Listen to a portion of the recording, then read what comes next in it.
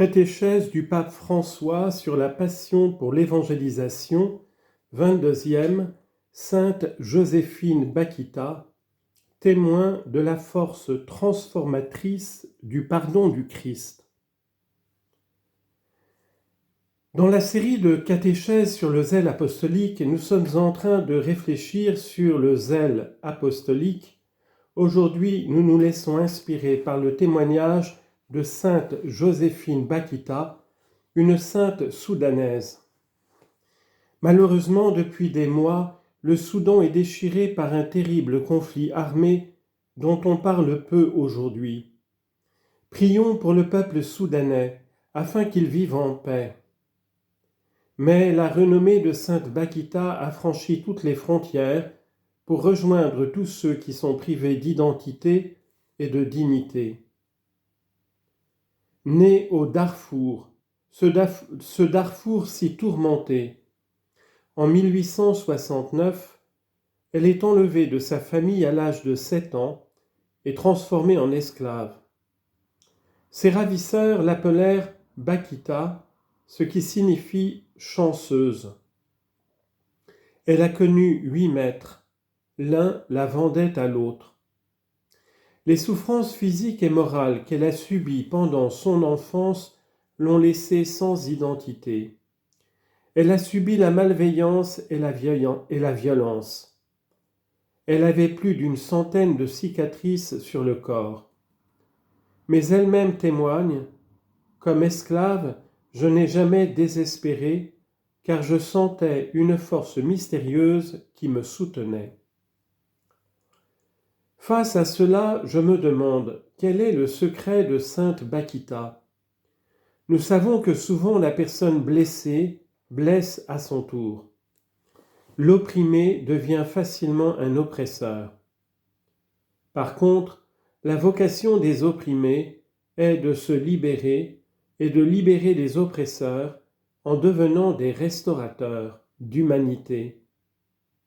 Seulement dans la faiblesse de l'opprimé peut se révéler la puissance de l'amour de Dieu qui libère les deux.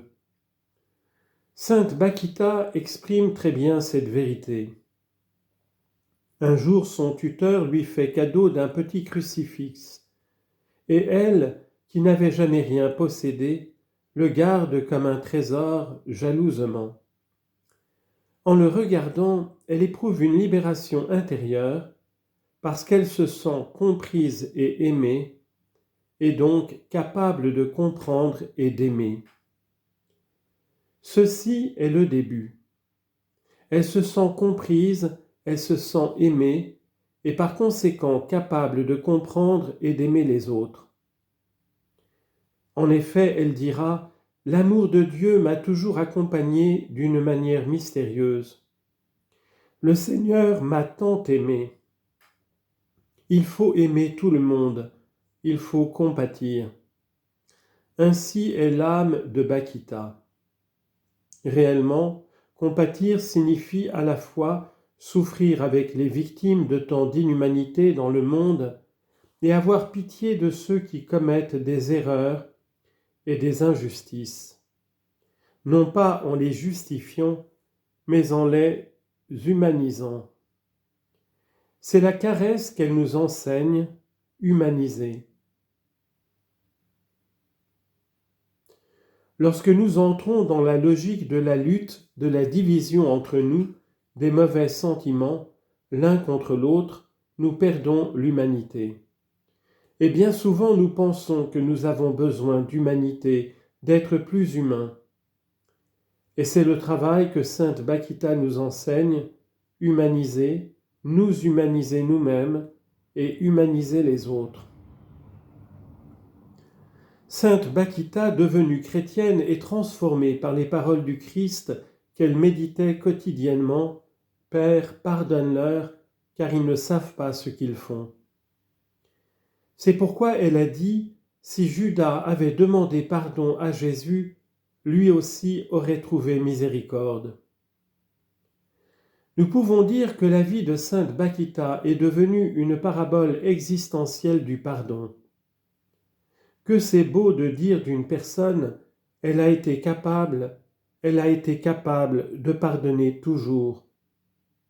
Et elle a été capable de le faire toujours. Bien plus, sa vie est une parabole existentielle du pardon. Pardonner parce qu'ensuite nous serons pardonnés. N'oublions pas ceci, le pardon, c'est la caresse de Dieu pour nous tous. Le pardon l'a rendu libre. Le pardon, d'abord reçu à travers l'amour miséricordieux de Dieu, et ensuite le pardon donné, a fait d'elle une femme libre, joyeuse, capable d'aimer. Bakita a pu vivre le service non pas comme un esclavage, mais comme l'expression du don gratuit de soi. Et ceci est très important. Devenue servante involontairement, elle avait été vendue comme esclave, elle a ensuite choisi librement de se faire servante, de porter sur ses épaules les fardeaux des autres. Sainte Joséphine Bakita, par son exemple, nous montre le chemin pour être finalement libérés de nos esclavages et de nos peurs. Elle nous aide à démasquer nos hypocrisies et nos égoïsmes, à surmonter les rancœurs et les conflictualités, et elle nous encourage toujours. Chers frères et sœurs, le pardon n'enlève rien, mais ajoute. Qu'est-ce que le pardon ajoute ? De la dignité. Le pardon ne t'enlève rien, mais il ajoute de la dignité à la personne. Il fait porter le regard de soi-même vers les autres pour les voir aussi fragiles que nous, mais toujours frères et sœurs dans le Seigneur. Frères et sœurs, le pardon est la source d'un zèle qui devient miséricorde et appelle à une sainteté humble et joyeuse comme celle de sainte Bakita.